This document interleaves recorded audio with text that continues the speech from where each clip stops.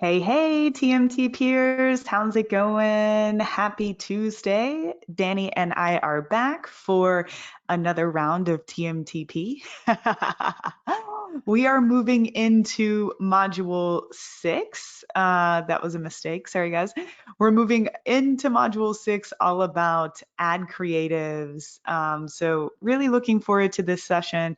I know I always say this, but I truly believe this one will be a little shorter than the others because we do have some bonus videos that are going to be doing some of the heavy lifting here since this is a pretty big topic. Before we do that, I wanted to show you guys something really funny that John just sent me. This is some sort of meme that someone created, and it says a shopper on Google, and this person's like intently looking for something, and a shopper on Facebook, and she's kind of just like cruising down the aisle. This is so true and so important to think about when, especially when we're thinking about these social platforms like Facebook and Instagram. People are not on these platforms to buy stuff. And if we were to do this, Danny, it might be funny for us to do a take on this. But I would have this person like walking outside in the park. Like they're not even necessarily in the mindset of being in a store to make purchasing decisions. They're on these social platforms to spend time, to catch up with friends, to be entertained, to scroll. And that's why everything that we've been covering the last few weeks is so important. It's not like we're just here to get right in front of someone who's already searching for our product or service. We've got to really dig deep and into the mind of this person and what's going on in their life so that we can make ourselves applicable to them, so that we can really fit our product or service into their life. And, even though this is harder than just using Google search ads, the benefit of this is it's so much more scalable. That's why people love buying traffic on platforms like Facebook and Instagram. Once you figure it out, it's so much more scalable than just relying on search traffic with Google. So, anyways, I just wanted to show this to you guys because I thought it was funny and the change that I would make. But really important point that they're making here. And yeah, Danny, stuff like this could be cool for our new smart marketer social. Just something I was thinking about. So, all right, y'all, it is time to dive in to the good stuff. Just a little FYI for you all. If you have been waiting for any overflow stuff from last Monday or Thursday, we are all caught up now. Yay. So we just posted all of those video links into the Facebook group. Some of you guys had more than one, and we tagged you in that post. So if you've been looking for feedback from last week and you were a part of the overflow list, we are finished with those. It was a big day of videos, but love being able to connect with you guys and see your progress, especially on the targeting and ad copy side of things. Like you guys are nailing it. And that makes me feel good as a teacher because I know this information is resonating with you. It's at least making sense enough for you to produce really good materials. And that's just within, the week's time frame that we're doing homework. Like I can't wait to see what you guys do over the next few months and even the next few years. So thank you all for being such an active class. This has been really fun for us so far. And yeah, just thanks for showing up and being you. It is our pleasure to get to do this. Okay, so the overflow is finished. We already chatted about that. And then I wanted to let you know about the bonus trainings for this week. So my session today is more of a broad view on ad creatives, the process that we use to get our creatives out the door, the different types, all of that fun stuff. And then we have a training from Ezra and also a separate training from Boris, who is the CMO of Boom. He runs all of Boom's ads. We have two trainings to really supplement the information that I'm going to share. So the first is Ezra diving deep on video ad formulas. Most of his examples are ecom focused, but everybody should go through this because he is really good with video ads and he's able to go a lot deeper than I am today and actually give you some step by step formulas to use when you're creating video ads, which all of you will if you haven't yet in your career. And then the second one is pretty cool. So this will be in the members area in the next few days. Boris is wrapping this up. This is a brand new piece of content, but he's going to talk about the process that he uses to get creatives out the door at Boom. So actually how he does a lot of the video editing, because what's funny, most of you guys would think that we're using like a big professional video editor at Boom, and it's actually Boris doing it on his own, which is amazing.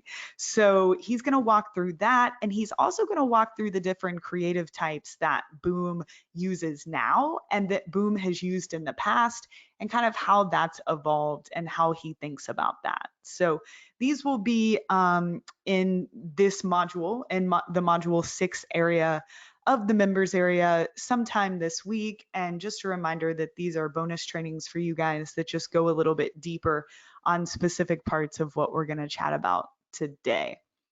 So, Danny, anything we need to clear up or touch on before we move forward?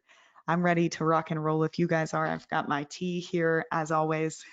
I rearranged my office today, which is fun. I'm now looking out the window, which is making a huge difference. The window was to my right before, and I was staring at a wall, and I feel, I feel so much more calm with the window in front of me. Crazy how big of a difference stuff like that can make. Totally. Yeah, no, I'm also facing a window with my tea. But we're all, yeah, we're all Wins. rocking. People are having fun. We're chatting in the questions box. So yeah, thanks for interacting with me. And I think we're good to go, Molly.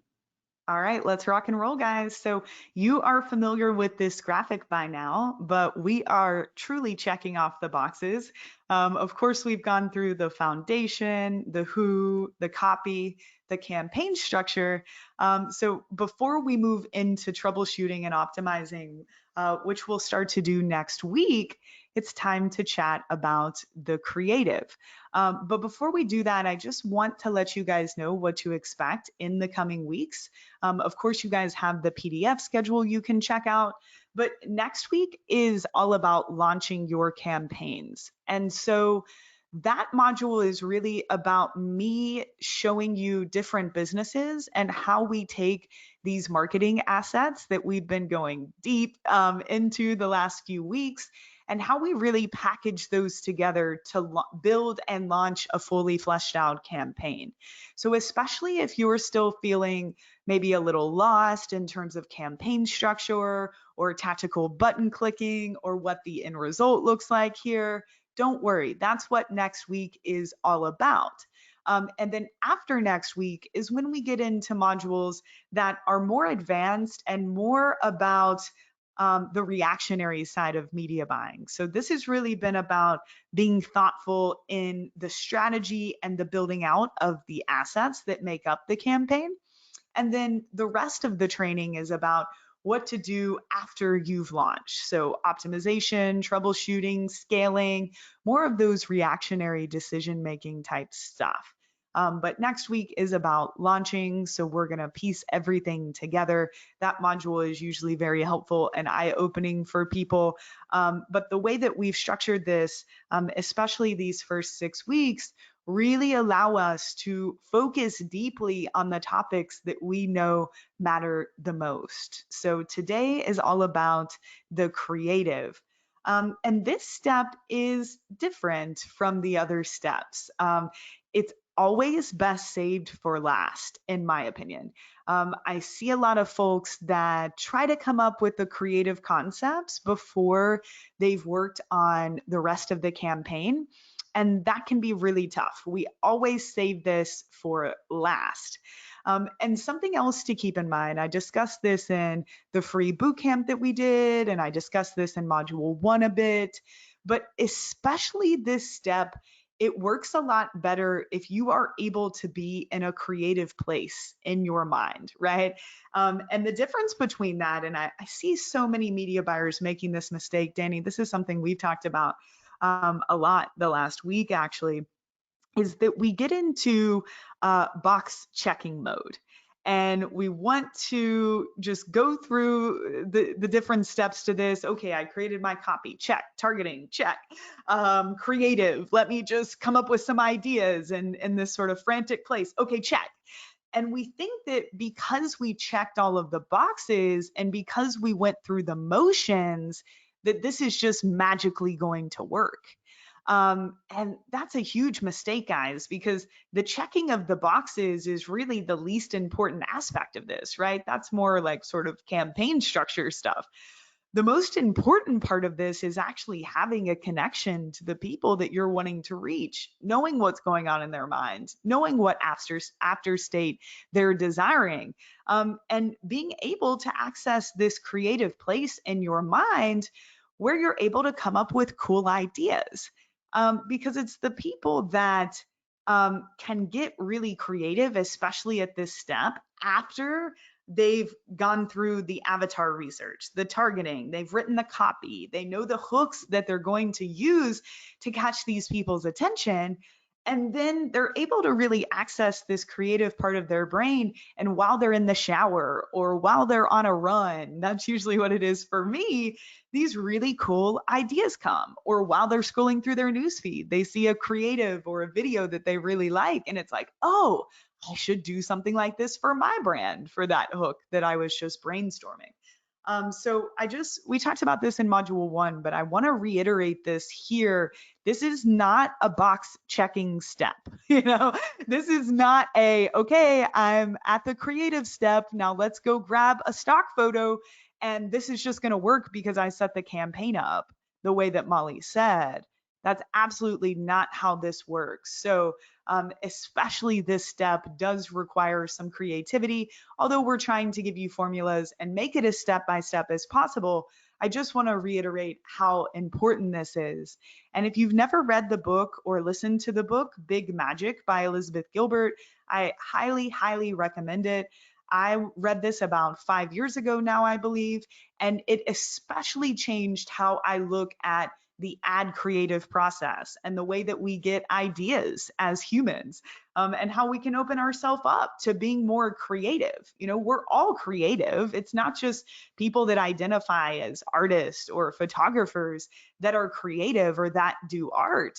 I look at marketing, I look at what I do as art from both sides, teaching, speaking, but also there's so much art that goes into the building of an ad campaign, the writing of copy, the brainstorming and execution of creatives.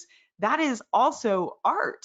So don't look at yourself as just a scientist, just a button presser, just someone that works with data.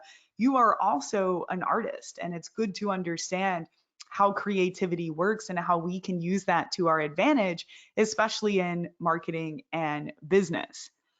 So this is really interesting, but I found this piece of information that the brain processes visual information 60,000 times faster than when someone is reading text.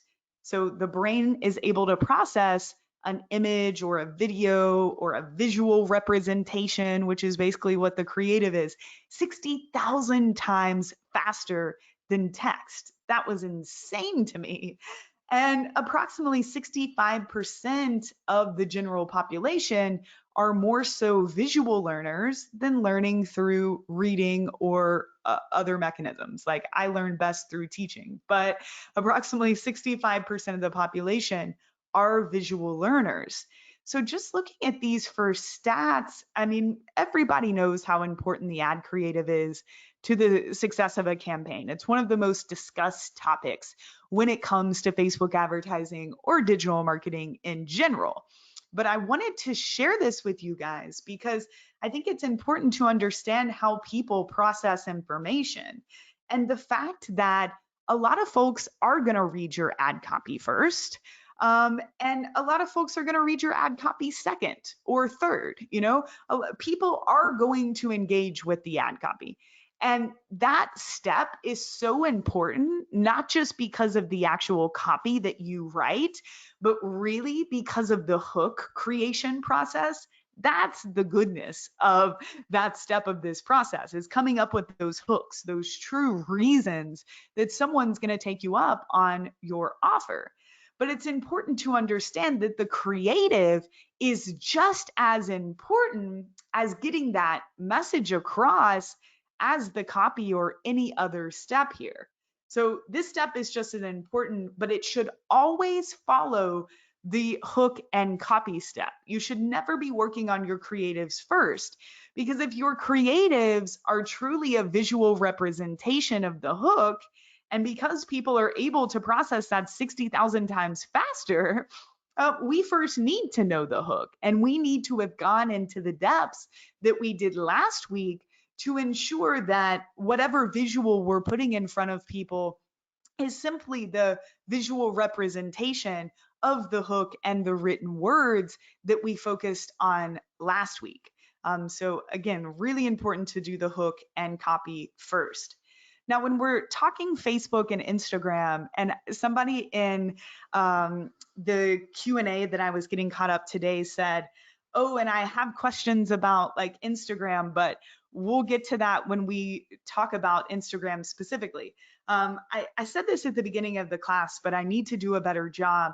Everything that I'm teaching you all absolutely has to do with Facebook and Instagram. It's the same ads manager. Ads are built through the same platform. Obviously, there are some nuances in like where the headline goes or how things appear as someone scrolling through the news feed, but the platforms are very, very similar. And the ads that we're using on Facebook, we are mostly using on Instagram too. So when I say Facebook, I mean Facebook and Instagram. But when we're thinking about our creative options on these platforms, we have a few format options. So first is carousel, as you can see here on the left. Most of you know what this is. This is the ability to put multiple images, multiple videos, or images and videos in a row here. Of course, we have the single image, which I call really the static image. So just a static image creative. We have the single video creative, of course. And then we have two options, and I'm not going to talk about a lot. One is a slideshow where you can upload images and those turn into videos. That's basically just a way for you to use a Facebook tool to turn images into video. It's not really a different creative option per se. And then collection has more to do with e-com and dynamic product ads, which Ezra will talk about later in the class. So when you go to select the format at the ad level of what creative types you want to work with, it can seem a little overwhelming because there are a bunch of options. But when it really comes down to it, on Facebook and Instagram, we pretty much have two creative types: video and still image. Pretty simple. Video and still image. And one of the biggest questions that I get, and we're probably already getting these, is, Molly, which is better, image or video? I got a lot of those in the Q&As that we got caught up with today. What about carousel? Which one's better? And this is the very wrong question to be asking, guys. This is very similar to trying to figure out which ad copy variation works best or which targeting option works the very best.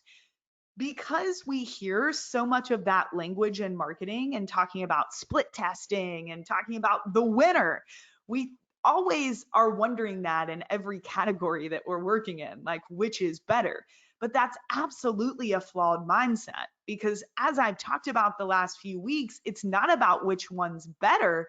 It's about trying to get as many different videos and images in the long run to work and to meet your success metrics as possible, because that's what allows you the volume of scale that you're looking for. With Boom, we're not trying to figure out what are the best images, what are the best videos. We're trying to pump out as many images and videos that meet the requirements, the success metrics that we're looking for as possible, because we know that's truly where scale comes from. So this isn't a game like I saw this on HubSpot, video or image, which performs better? Yeah, we can all run a simple split test and determine which one worked better. But in the long run, it's really about getting them all to work, especially when we're looking at video versus image, because some people are just wired to first read your ad copy and maybe not consume the creative, where other folks are going to consume the creative and maybe only consume the creative or then consume your ad copy. So by using both of these types at all times, that means you are getting the most reach, you are getting the most, you are resonating with more people in the market than if you were just trying to test one versus the other to find the winner, because you would be ignoring an entire group of people that are not most likely to engage with that creative type, which is definitely something that Facebook knows when it comes to looking at individual consumers. Like, for example, I don't engage much with video for some reason. I'm more of a reader. I skim, but I more so engage with ad copy first, and I'm much more likely to engage with a static image. I'm not sure why. It's just how I am. Where I know a lot of you guys are much more likely to engage with a video. So just keep this in mind, guys. It's not about finding the winner. The hope is to create as many of these assets as possible so that we can ultimately scale your business. And here's just a quick example of a project I was working on a few months ago. This is the keto client that I've told you guys a bit about. But for that particular client, we were in the middle of a particular campaign, and I wasn't getting the assets from their team that I needed. I'm sure any of you guys working with clients can understand that. And so I launched the campaign initially with just video because that's really all I had at my disposal. And I needed to get something up because this was very time sensitive. Well, those videos were working great. We were getting an amazing cost per lead, great volume of results, great return on ad spend. And then a few days later, once I was able to get the images that I was looking for, um, we were able to scale 30% more, especially over those next few days after I added the images. And the only change, I made no change in terms of audience. I made no change in terms of budget here. This was simply by me adding a different creative type into the mix that was going to appeal to a part of our audience that we might have already been targeting, that just weren't interested in the video creative. So instead of just relying on videos as the ones you see here, trailers for what we were working on, you see we were able to add in an image here, and this made a really big difference. So keep that in mind, guys. It's not about finding the winner. It's about using both creative types to the best of your ability. And for almost every ad set that you're running, you're wanting to be using both of those. So common questions that we see: how long should my video be? This is something Ezra will talk more about in his video training, but it really doesn't matter as much. Obviously, Facebook has certain limits to video link that you can work with. I don't think we've ever hit a video length other than something that we were doing for like IGTV, more of an organic strategy. Honestly, for Boom and Smart Marketer, we run videos anywhere from 5 to 10 seconds to Danny right now is converting a Facebook Live that we just did into an ad. And I think that Facebook Live was almost 2 hours long. And same for Boom. Boris will talk about this, but some of their video ads, top of funnel, are 15 to 20 minutes long. So this is something we do not want to get caught up on. The length is, we'll talk about this a little bit more later. It's important to balance the length. If you are using a few video creatives that are much longer, then maybe balance that with also some shorter videos in the ad set that's going to appeal to people that don't watch longer videos. But it really should take however long you need to portray that hook in your video. This is not something you should be like, okay, my video needs to be 38 seconds because that's Boom's video length, and now I'm going to work backwards. No, that's definitely not a place to start. Also, people ask things like, Molly, what color background should I use for my images? These are really common questions that we don't need to worry about right now, but they're things that people get caught up on, or people want to test the blue background versus the pink background, or the green background versus the orange background. And these are things that maybe down the line can make a big difference when we're looking to add, a lift, or we're looking to fight fatigue.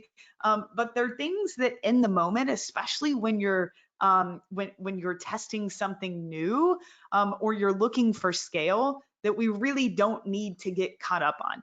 I would much rather you test things that will make a much bigger difference, bigger levers in the business, which are things like testing different hooks, right? Like these questions will not move the needle, like really diving deep into your hook will.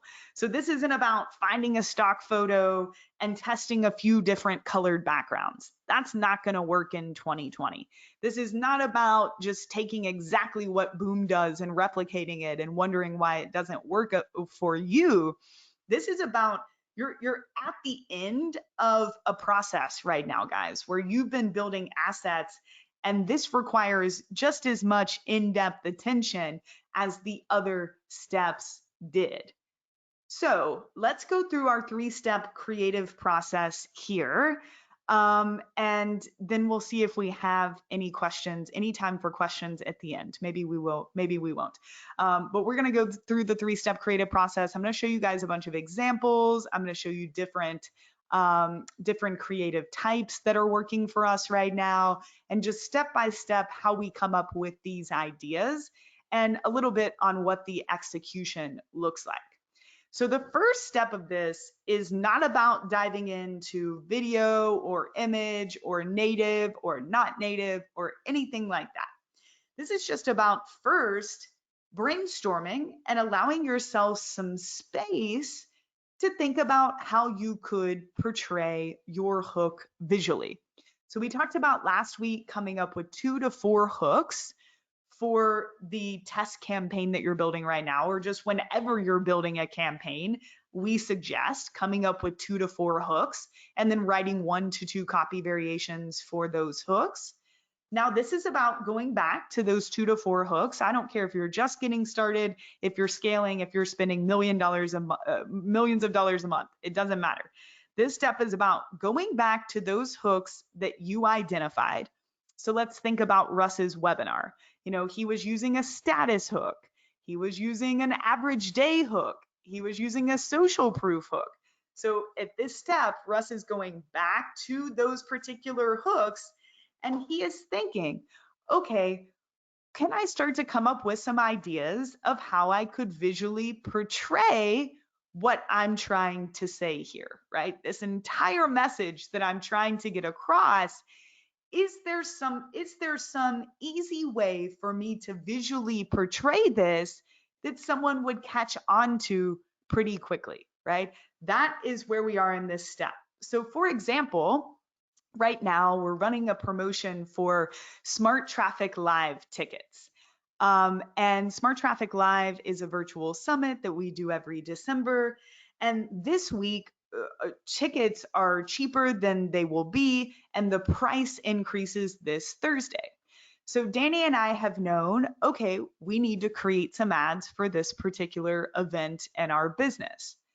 So first we start with, okay, this is just retargeting, and the hook is pretty simple here. The hook is around scarcity, and the hook is around the early bird price going away. And so the first thing that we did is Danny and I hopped on the phone really quick, and we came up with some different concepts, right? We're working with this idea of an early bird. People already know the offer. We're working with this idea of scarcity. What can we come up with? So we quickly came up with 2 different ideas that reflect the hook. The first was a play off of this early bird idea, which we'll talk about more here in a bit, that's turned into this cool little cartoon ad of a bird actually going and like getting a worm out of the grass, really playing off of that. And then the second one came, of course, I was scrolling through my Instagram feed and I saw this really cool neon sign that was twisting and like really caught my attention. Someone was using it for a sale activity, just like we were doing here. So I said, great, this could be an awesome idea for the more direct scarcity based hook that I mentioned. So that probably took us a day or two, and we just had two hooks. But we needed some space to come up with an idea. The early bird one we came up with on the phone, and the other one was something that just came through me kind of setting that intention and say I'm looking for ideas around this particular hook, and then seeing something in my feed that we thought was a fit. After that, as you'll see in these steps, we spec'd out exactly what we wanted and then we handed it off to a designer to create it. But we needed this first step. Most people try to rush right into exactly what it looks like and getting it done, getting shit done, and trying to make it happen super quick. And I'm not saying you can't be speedy here, but you do need to acknowledge that there is this period of time where you are simply in brainstorm mode, whether it's with yourself, you and a team member, you and a team member and a designer, however it works, where you are simply brainstorming. Part of this cannot be rushed. And all we're thinking about in this step is what is a visual representation of my hook? So, the early bird one, that was pretty easy. We played off of the words around an early bird and an early bird getting the worm. It sounds silly, but when people see that creative and they process it 60,000 times faster than they will the ad copy, they know exactly what the heck we're talking about. So this step is all about brainstorming. What is a good and effective visual representation of my hook? Because we know that people process these images 60 or 65,000, I can't remember the stat, 60,000 times faster than the text. So if we don't take time to really think about this, we might say nothing through the visual representation of our hook. It might just be too bland. It might not resonate at all. It might not say anything, or it might say the wrong thing. And then it doesn't matter how great your ad copy is, that person is gone. So, this first step is about the brainstorming process and how can I visually communicate what it is that I'm saying in my ad copy, what it is that I wrote down on the before and after grid for this particular hook. So this is what not to do. This is an ad I saw years ago, but this is a great example of what not to do. So it says there are lots of things wrong with this ad, but obviously it's about network marketing. They're wanting you to get on this training, which is fine. I mean, there's some okay things about this, like we have a little bit of proof. We've got, the 10-minute part, but most of this is pretty poo-poo. Sorry if anybody had anything to do with this ad, but especially the creative, especially since this was going to cold traffic. And the reason for that is this creative in no way is a representation of the hook at all. This is about network marketing. This is about making more money. This is about learning about a funnel. And we have a cute cat here that might catch someone's attention. But other than the cat being on the computer, it has absolutely nothing to do with what we're talking about. Now, if we were retargeting, and we'll talk about this in the retargeting module, and we want to use more of an image like this, and we're able to back it up to the hook. Like, for example, Danny took a really cute picture of her cat yesterday, and he's like holding his paw up. Like, it looks like he's saying stop. That would be an okay retargeting ad because people have already engaged with us. They're more likely to stop and see what we have to say. And we could literally use the kitty saying stop to say, stop, right? It looks like you haven't watched this webinar training, or et cetera, or whatever it is we're trying to get the point across about. But especially to cold traffic, this has absolutely nothing to do with the hook. It has nothing to do with what we're talking about.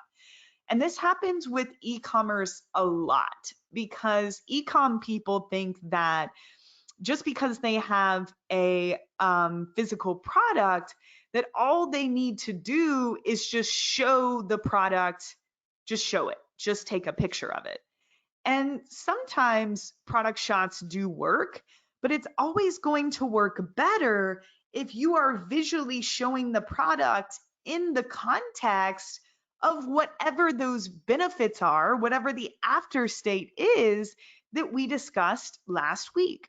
So there's a lot wrong with this. This is a keto shake water bottle thing, right? Here we have a bunch of features, which is unfortunate, not great. um, where the ad copy is not good at all, but I do understand that this is a shake and it's a 30-second keto meal prep. So that's really the only benefit that we're seeing here.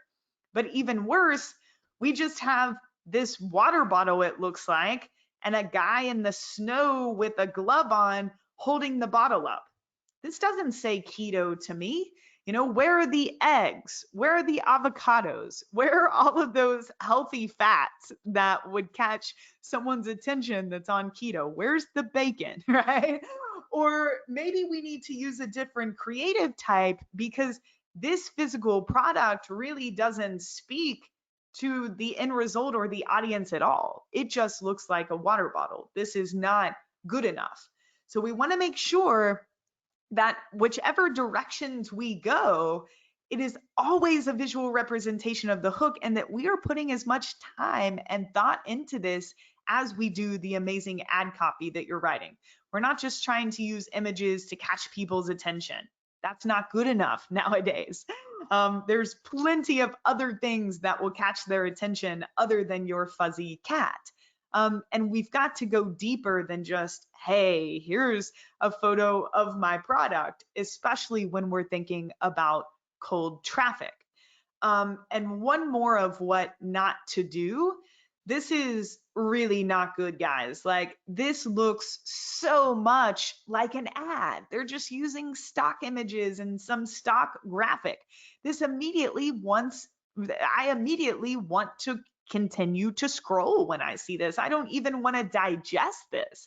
I mean, maybe I understand what the offer is, but the rest of it looks like an ad.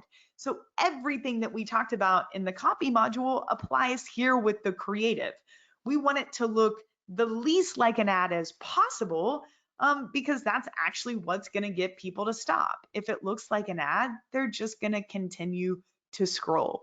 So another example, using stock photos, using stock BS imagery, stuff like this. It's just not the best. Even the logo up here really makes it look like an ad.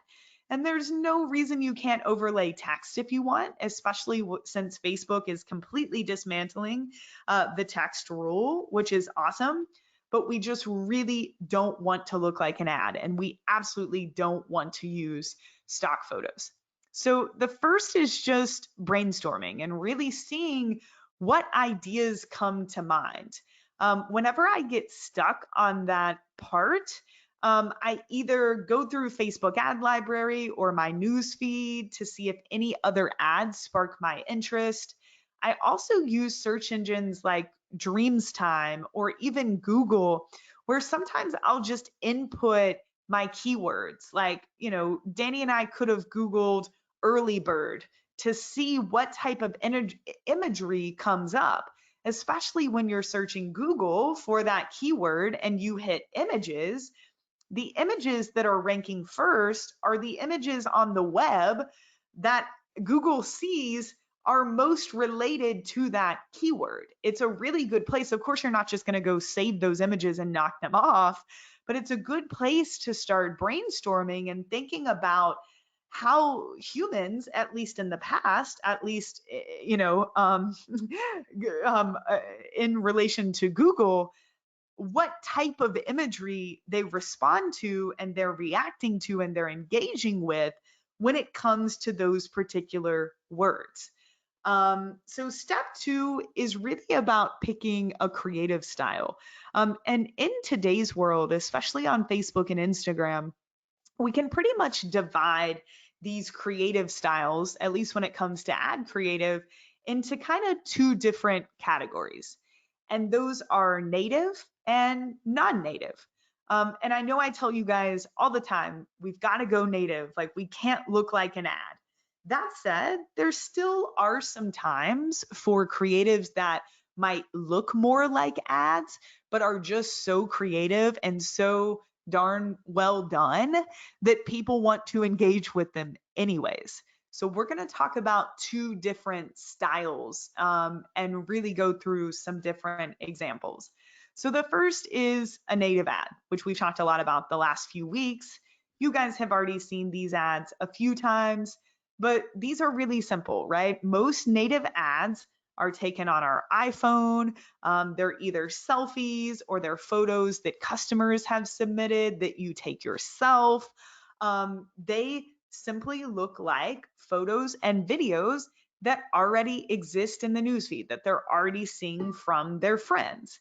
And here with Panda Planner, when we had people submit the answers to the questions of what was life like before Panda Planner, what was life like afterwards, if you were to recommend Panda Planner to a friend, what would you say? That's how I got a lot of this copy. We also had them submit photos of themselves with the product, but we even told them, like, if you want to have it with you writing, right, or you in your natural environment, that makes it look more real. And you can see here, I even like cut these people's heads off. Like, this is not professional in any way. These are actual photos of people using the planner, and this works. These are very, very native. And you can see I use the same format every time, the person's photo and then a photo of their actual planner. But it works. And all of them are a little bit different, but they look like real women, real people that you want to get to know. This one didn't work as well, and I'm not surprised because it looks more stock photo-y. It looks less real. I think this guy used photoshopped a different background in here when he submitted this, and I'm not surprised that this one didn't work as well, especially with the more stock photo-y background. But even creatives like this that I showed you guys, this is just Drew from Organifi at his kitchen table with a camera, probably his iPhone, telling his life story face to camera. We already chatted about these in the copy module, but Dog Training Secret is an amazing example of these. And he actually uses some of the formulas or similar formulas that Ezra covers in his video formula training, but most of these are shot on his iPhone in his house. You're like, what's this dude up to? That looks like my house, or that looks like my backyard, or the park that I go to. And this just looks like a regular guy shooting from his camera. This is what we mean by native. This image, he probably on the right never meant to be an ad. It might even be from a customer. But look, this is an absolute visual representation of the hook. This ad is talking about the dog being obsessed with food. So this dog is sitting, obviously paying attention to the camera, paying attention to the owner, and there is food all over the floor, right? Usually the dog would be scarfing that up, but here she is not. This is a perfect visual representation of the hook. Same thing over here with our wine girls. This is a perfect visual representation of their story, talking about MIT grads building a wine algorithm. Well, now they're standing in front of some wine bottles. This is probably something they took on their phone. They've got wine in their hand, and they look like regular people, right? They don't look like wine models that we hired to try to sell you some wine that you might not want. This is about taking a short quiz that some girls that are MIT grads put together. Really, really simple. Hunna Killer would be a great brand to look at in the Facebook ads library, guys. Not only their videos, but their imagery. I mean, here we just have a family sitting at the kitchen table. So many people can relate to that, especially look at the point of view of this particular image on the right. This is obviously from the other parent's point of view, the other mom or the other dad. And I love that because you can literally feel yourself sitting in that spot, right? You can feel yourself being at the other side of the table, the head of the table being the other parent, and this being a really cool and fun game that's going to engage the rest of the family. Super native, but also a lot of thought probably went into this. And I love the point of view. Anytime you can take your images or videos and use point of view like this to your advantage, it really helps because then people can see themselves in your shoes on such a deeper level than if it wasn't positioned this particular way. Again, these are ads we've seen before, but really simple. This on the left wasn't even a creative that Ezra and I ever meant. This was never meant to be an ad. This was just a selfie we took when I went to visit him in New York a few years ago. I don't even remember what we were doing, but it made the perfect ad creative because of that, for that exact reason, because it doesn't look like an ad and it really speaks to the hook in a way, right? I'm talking about being excited because I just wrapped up a really profitable campaign. So I've got the thumbs up, I'm looking happy, but Ezra's also there because he's going to be a host on the webinar. But this looks like something you would see from a friend. And same thing over here with Boom. You know, we've got the product, but she's doing something a little bit differently. It's like, why is this on her forehead? Why is she looking up? What is happening here? Especially with the against the grain opening here of still using the same old makeup routine from your 20s that really gets people commenting, really gets people active. Um, because she's looking up, your eyes not only want to go to the product, but your eyes also want to go to that controversial opening statement there that works so well. And again, these are just selfies that Ezra took on his iPhone and that our awesome customer here took on her iPhone. Okay, I love this over here on the left from Hunna Killer. This was actually an ad that John sent me because it caught his attention. It caught his attention because he thought these were two of his friends that he actually knew. So he stopped. That's how native it looked, right? This isn't an image of the product and everything that comes in it and the product shot and look how great this game is. This is obviously targeting couples. That's the avatar, people that are in a relationship or married. And so we're depicting that here. And we're wanting to make this look like a real couple, you know, standing in their living room.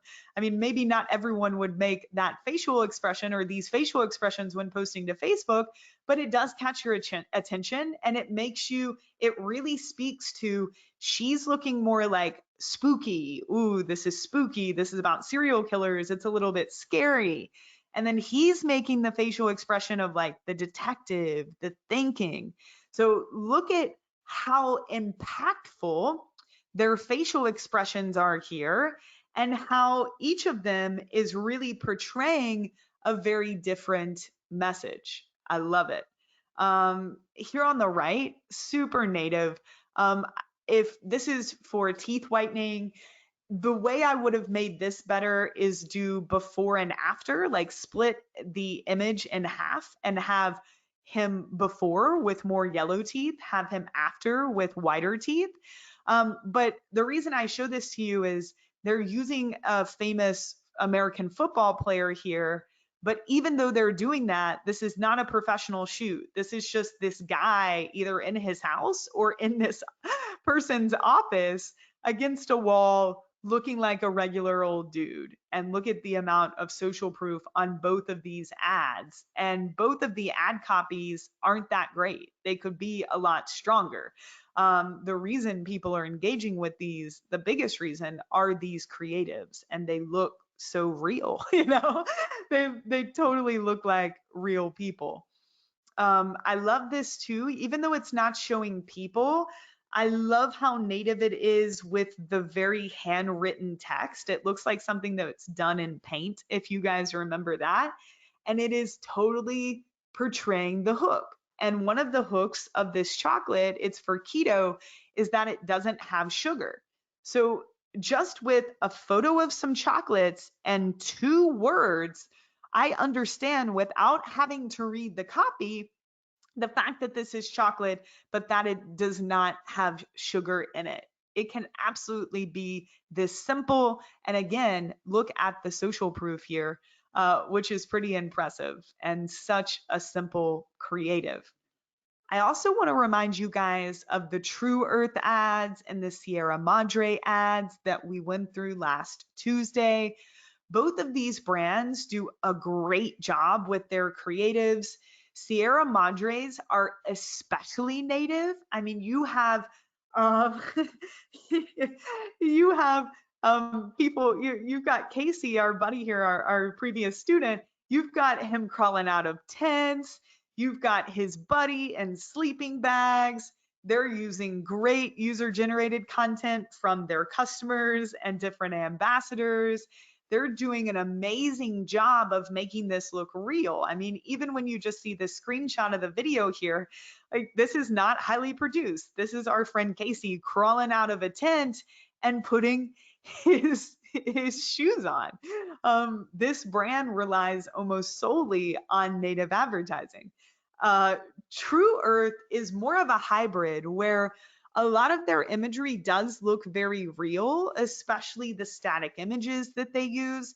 And even videos like this of this woman carrying the detergent up the stairs, but they do add on some professional layers to it, let's call it, that you guys will see if you go through their Facebook ads library, that makes things a little bit less native, but it still works just fine for them.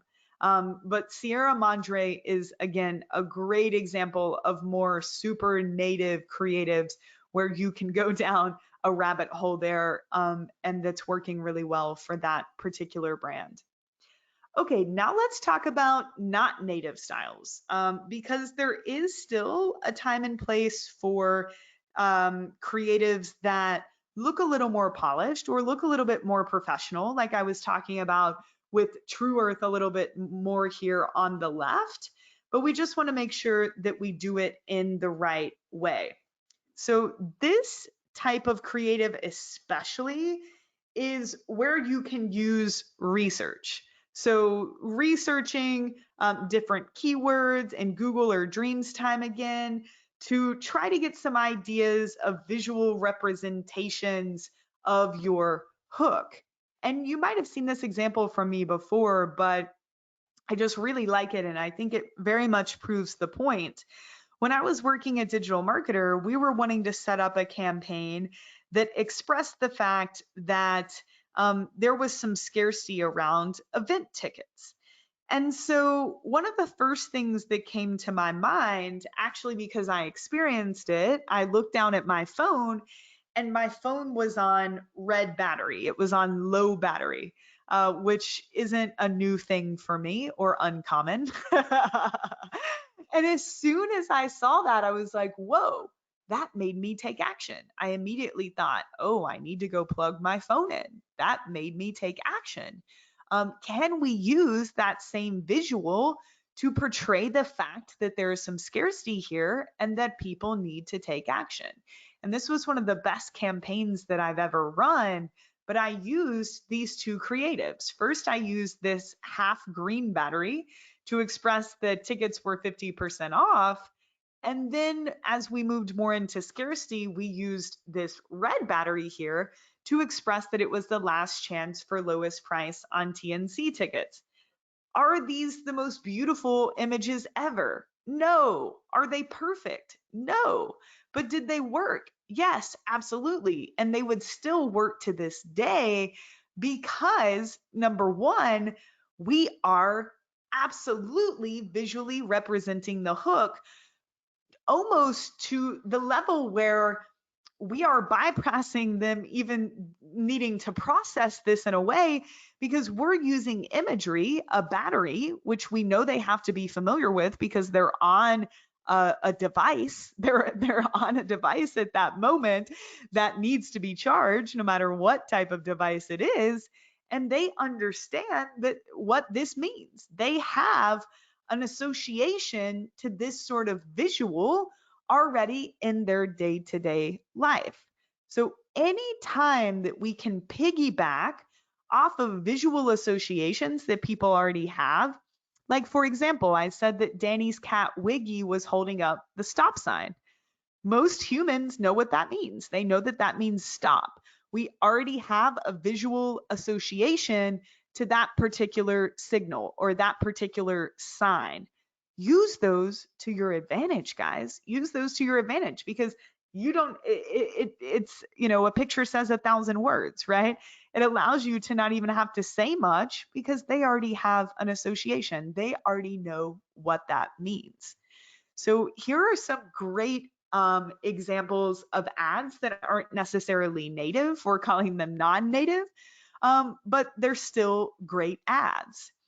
And both of these are showing a lead magnet. So this one on the left is a case study of how this person went from 77K to 216K per month.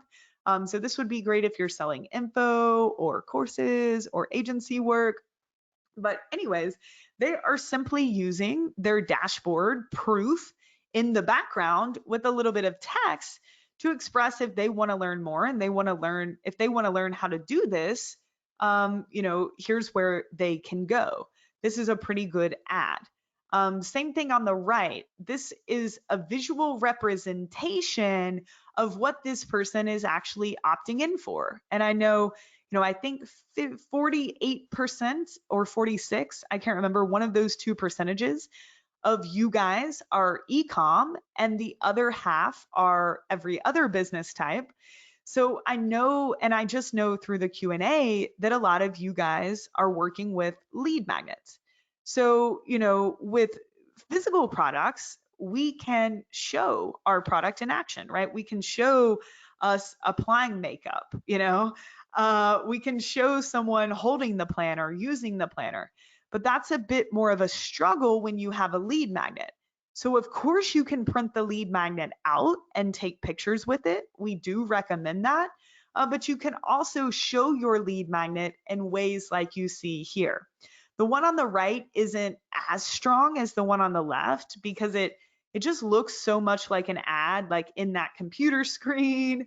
But it did catch my attention and it did show me, whoa, this launch calendar, like, wow, there's a lot of goodness in this lead magnet. There's a lot of value here that I can see with my own eyes, where I might want to download this. So these are some good examples of how to visually display a lead magnet, especially if you can't visually hold it. Because if you can, even if you can just print it out, like I'm holding my book right now, any pictures or videos that you could take of yourself with that lead magnet are going to be strong, but you can also rely more on ads like the ones you see here. Here are some good ads that we've run at Smart Marketer that are less of your native style ad, but more of really representing that hook in a different way. The one on the left they're both for the same webinar, but notice how different the hooks are. The hook on the right was about getting a daily traffic checklist. We were really speaking to one asset that they would get on the webinar. So we wanted to portray this in a video where it just moves down and checks off the different boxes. It was really easy for our designer to put together, very effective. But the one on the left, we wanted to speak more to the idea of needing more traffic, right? And how to drive more traffic. So I thought, okay, well, people have, when people think of traffic, they think of cars, they think of driving. So let's use that idea of someone being in a car and actually racing cars as our hook. And it also worked really well. And our designer just made a quick little video where the cars move across the screen and we were able to portray the hook.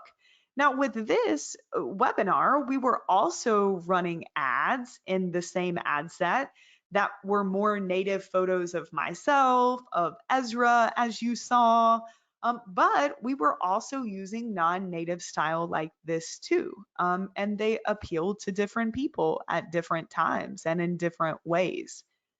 It's not about which one's better, of course.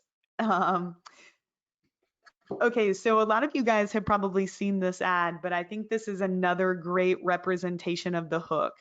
So I wanted to play off the idea of don't miss the boat with TMTP. So the last three launches for this particular program, we've run this ad that we filmed where I'm literally chasing a boat in Amsterdam. It's completely ridiculous, so silly. People thought I was crazy, but it works so well, even though it doesn't look that native. I mean, I've even got like an audio pack on my back there, as you can see, but it is absolutely a representation of the hook. Don't miss the boat. And it's funny. People love it. The amount of engagement that we use when we get when we use this ad is great. And a reason for that is I sat in the first step of this for a little bit. I sat in the brainstorming hook and I thought of different ways that I could express scarcity. And one thing that came to mind was not missing the boat. I think I might have even saw it on a TV show, and I was like, wow, I can shoot that. I can portray scarcity in that way. And this has been one of our most successful ads. Um, and it's funny, we even added the little wait for me text, which again made it look less native, but that's okay. If you want to add banners to your creatives, like you see here at the top, to add text, feel free to do that. Do that. We do that from time to time, even with cold traffic ads. If there's a headline or words that we want above or below the image or the video, as we move through the video, whether they stay static or whether they change, it's totally fine to add text to the bottom and the top. And you kind of see how we did that here. And we even added the little wait for me ghost that sort of follows, which is completely silly. Okay, so this is a great Instagram ad that flips between two different images as you see here. And this is really speaking to before and after, which we can all use. The only time you don't want to use before and after next to each other or in a creative like this is if you're in a market that's more gray area, like health or healing or medical or dating. That's when we want to be careful with before and after. Like we don't want to show a picture of someone with abs in the after and a flabby tummy in the before. Like Facebook just absolutely doesn't like that. So just keep that in mind. But most of us can create kind of a non-native ad or different variations that really show this comparison or this before and after. So this creative flips between on the left, a cotton towel, which is the before. So somebody's just using a regular old towel. And we then flip to this towel that they're trying to sell. And you can visually see the difference here. You can visually see how much shinier, how much curlier, how much better her hair looks, and she even looks happier. And this was just a quick video that loops between this cotton towel and then this towel that they're looking to sell, flipping between this before and after, which we all can do. We all can use this creative type. And Blue Apron did this here. You guys saw this ad copy last week, but this is just a video that flips between these two, one night out, 1 week of Blue Apron, right? It's just wanting to visually reinforce this creative and expressing that, hey, you can eat these meals for a week or have one night out. It's the same price, right? And they're doing that just through a simple creative. Again, of course, you wouldn't want to do this if you were showing like a bald head on the left and then a head full of hair on the right, if you're trying to help people grow hair. Or you wouldn't want to show like someone that's really poor on the left and someone that's really wealthy on the right. Like we don't want to get into personal attributes like that. But if you're speaking to anything else, you should have absolutely no problem using these sort of before and after or comparison type of creatives. This is another great example. I probably would have done without the logo at the top, But this is a good example of before and after. Here on the left, you've got a very dirty rug. Obviously, you have paw prints. And on the right, the rug is clean and, that looks much more desirable. So obviously, we are selling some sort of tool that's going to clean up dog stuff and messes. And they've done a great job with this creative, just really speaking to that before and after, which honestly, if you're in a pinch, you could use for almost every hook that you're speaking to. I love the creativity behind both of these. On the left, this is a project management software. And so the ad copy needs a lot of work, but the creative is brilliant. They took the hook of don't let your tasks pile up, and this image looks like Tetris. And, the idea of Tetris is things pile up quickly and you need to move them around and make it work. And they've even got done task in here, working on it. Like, this is an absolutely brilliant ad. And because that one block is blurry, it even makes you stop because you're like, is this moving? Is this an image? What's happening?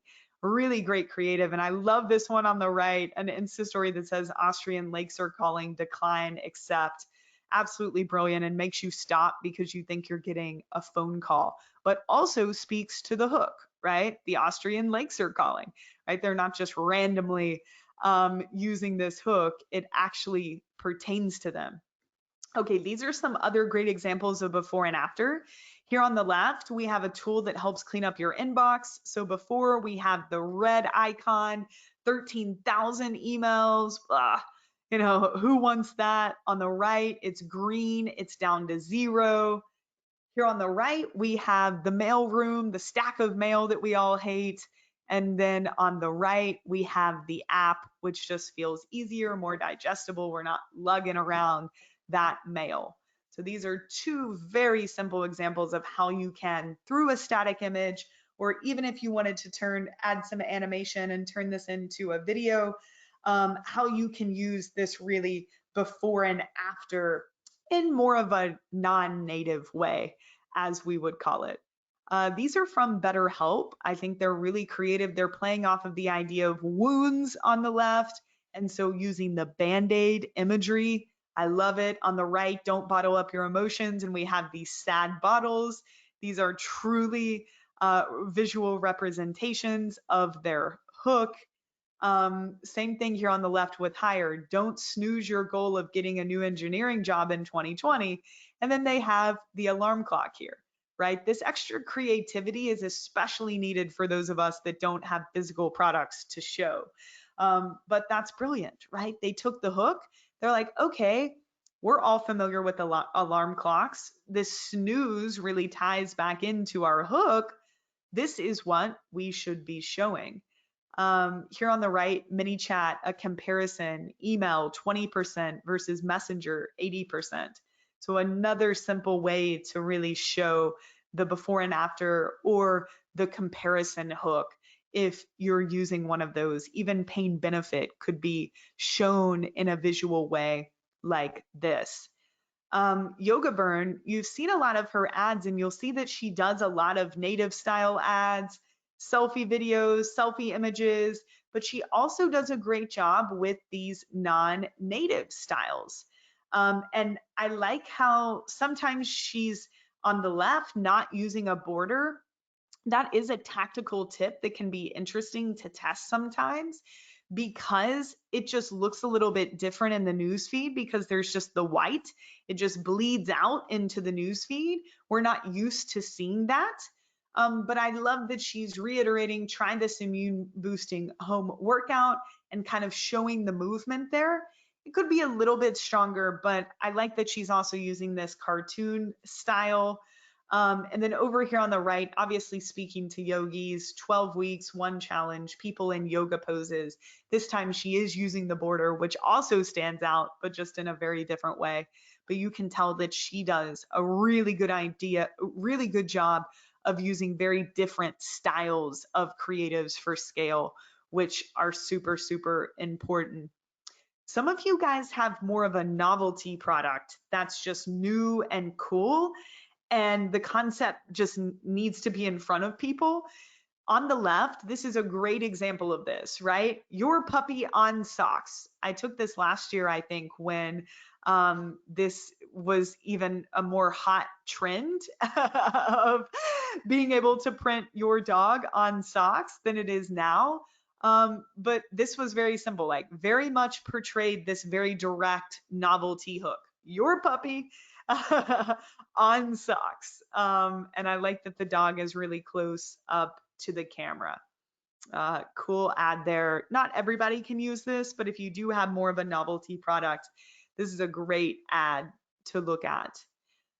Okay, over here on the right, this is kind of a before after, kind of a comparison, but paying down your credit card balances. So that's going to catch people's attention for people that want to do that. On your own, on the left, 971 with Tally 497. And he looks a lot happier, not holding those credit cards. He's got the device. This is such a good example of, I mean, they've gotten almost the full point across here. I don't even need to read the ad copy because they did such a good job with the visual representation, and showing not only this before and after, but the real opportunity that lies here if you're, interested in learning more about their service. And you guys saw this from an ad copy perspective, but I love that they're speaking to work-life balance. And we actually have that on a gauge here, and the gauge is going more to life than it is work. It's eye-catching, and it is absolutely speaking to the hook. Anybody who is not balanced and is looking for more life out of this picture would probably resonate with this cartoon here. Okay, so I just wanted to show you the two styles because you already know your hooks. And then moving into the brainstorming phase, it's good to also start to think about what type of style you want. And it's really nowadays native and non-native. And I like to use a good mix of both, 50% if I'm erring on, I'm sorry, 50-50 if I'm erring more on the side of one of them, just because it's a little bit easier or faster, then I will always err on the side of the native creatives because I know that those are usually the most effective. They're the easiest and they're the hardest to screw up. The non-native creatives can sometimes take a few iterations to get going. But we really try to focus on a mix of both of these styles when possible. So after we've brainstormed, we go back to our hooks in our minds. We start to brainstorm some visual representations of these hooks. We think about what styles that we want to use. Then it's time to actually start taking action, making these happen. And for a lot of you, this will be really simple. You'll be able to do this on your own. You'll be able to take photos of yourself with your lead magnet or your product, or you already have user-generated content from customers, or you already have this, or it will be pretty easy for you to get these, right? Or to make these. Where some of you, especially if you're going with some more non-native styles, you will need to outsource this to some sort of designer that's able to especially do things like this, right? Like for a lot of us, we can create maybe things like what you see on the left here through programs like Canva or Screen Time. But for something like you see here on the right, or even probably these two, probably both of these, definitely these. If you are not a designer yourself, you do need to work with a designer to make sure these come out looking good and looking high quality, because that's really important. So after you know the hooks, after you brainstorm the ideas, after you figure out the styles that you want to go with, then you need to decide which of these, if any, do I need to outsource? Or which of these can I do myself, or can I do internally with my team? Or which of these do I already have, right? Some of you will say, oh, I already have a lot of footage or a lot of images that I can use, Molly. There's really not a lot of work for me to do here. And that's okay. Some of you will have to do more work in this area than others. But at some point, almost all of you will need to outsource to some sort of designer. Just really quick, some tools we use, and Boris is going to go deeper into these because he actually edits Boom's videos on his own, as I showed you guys. So he's going to show you how he uses ScreenFlow. Sometimes I think he might use QuickTime, but most of the time he's using ScreenFlow to edit these videos. I know Danny and a lot of folks use Canva for simple image and video creation, especially if you're just trying to overlay text and not do anything fancy. Canva can be a really good tool to use for that. If you do need to outsource to a designer, you can find designers on places like Upwork. I also highly, highly, highly recommend our designer and someone that I've worked with for 6+ years now. Almost all of the creatives that you guys see from us at Smart Marketer come from Brittany, but she has her own design agency. She's reasonably priced. She's amazing to work with because she also thinks like a marketer. She's not just a designer. So if you're interested in chatting with her, interested in hiring her, she also knows the drill, like how this process goes down. Definitely check her out at Brittany, spelled Britney, Arkin, Arkin, designs.com. She'll be more than happy to work with you guys. And something else that I want to point out when you are working with designers, this is a big, big mistake that I see. People hire a designer and then they send their sales page over, their product page or their lead magnet page, and they're like, okay, I can't wait to see the videos and images that you create. And we have to remember that, especially most designers, they are not marketers in any way, right? They are there to create art that looks beautiful and inspires people, right? They're not coming from a place of what's going to get someone to understand your hook and take the action that you're looking for them to take quickly.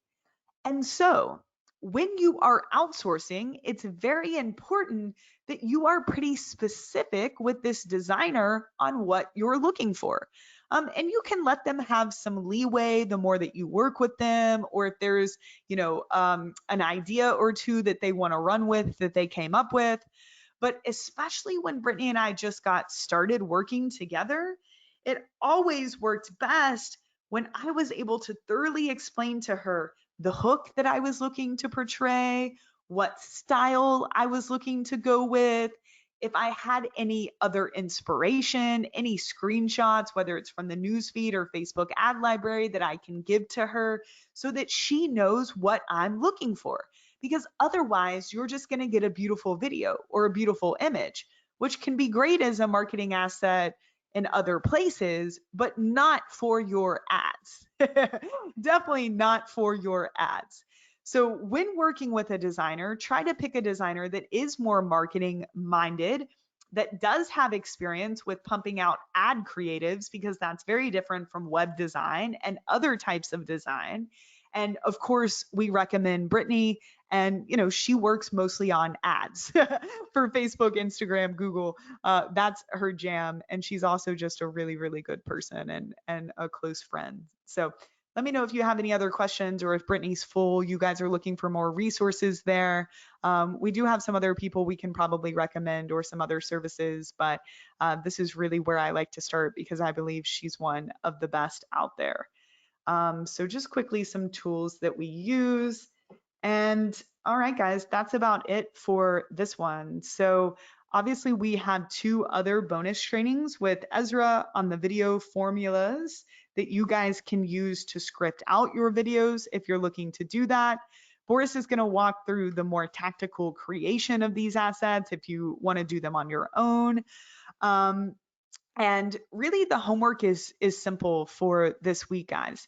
For each hook that you've chosen, so you chose 2 to 4 for last week, Create a video ad or still image or both for each hook. I understand that this might not happen by Thursday, and that's totally fine. A lot of times at this step in the training, people will just submit their ideas like, Molly, here are my hooks. Here's the video idea that I have. Here is the image or multiple image ideas that I have. What do you think before you go into the creation mode? That seems to work really well. But if you already have something that you want me to look over, of course, I'm happy to do so. And as we move into the rest of the trainings, guys, the Q&As will be more all encompassing, where I'm looking over offers, coffee, copy, targeting, creatives. It'll be a little less focused than it is right now. But especially for this Thursday, even if you just want to submit ideas as you're starting to really chew on it for each of your hooks, that's a really good place to start and a great use of time before you go into the creation of these. But just keep in mind that if you did a good job on your hooks, if you know your hooks, if you've already created those, and then if you just go into the space of how to visually represent this, pick the style, and then decide whether you're going to do this or outsource it, this step can actually be pretty simple because you've already put so much work in the previous 5 steps into the psyche of this person and what they're thinking about and what they're wanting. So for each hook, if you have time, try to come up with a video idea and a still image idea for each hook. If you want to come up with more ideas for each, awesome. If you can only come up with one idea for each, totally fine too. The idea here is just to get you guys implementing and doing some work so that you can really get into the habit of what this process feels like. So, all right, y'all, this was fun. Danny, I think I was a little under time, which is awesome, almost right on time. I hope you guys enjoyed these. We will have those other 2 videos in the members area within the next few days. Anything else that we need to add, Danny? No, yeah, everyone really enjoyed it. I just want to say thanks for hanging out with me in the questions box. I love chatting with you all. So yeah, thanks, Molly. Yeah, and thank you guys for being awesome. I feel like we're always blessed with just such good students that want to do good things in this world, that show up, that learn, that take action. I feel so blessed, especially when I look, just this market can be so, money driven and so greed driven. And of course, we all want money, and that's a part of why we're here. But yeah, I just love seeing your all's dedication. And thank you for all of the positive feedback. This is a really fun thing to do, but also a lot of work. And I just love seeing your progress. And I love hearing what you guys are thinking and your experience. So just thank you guys. We really, really appreciate it. And thanks to the Smart Marketer team too. You guys rock. Again, if you are looking for any feedback from us, all of the overflow questions from last week are done. Woo woo. So those links are in the group. And we'll be back on Thursday for more critiques, mostly around this creative topic. But again, as we move forward into more Q&As in the future, guys, they'll get a little bit more miscellaneous. So don't worry if you miss the targeting week. Don't feel like you won't have another chance to submit stuff like that. I don't ever want you guys to feel like that. So alrighty, thanks guys. I'm gonna go eat dinner and wind down for the night wherever you are. I hope you have an amazing day and we'll talk to you soon. Bye bye. Thanks, Molly. Bye.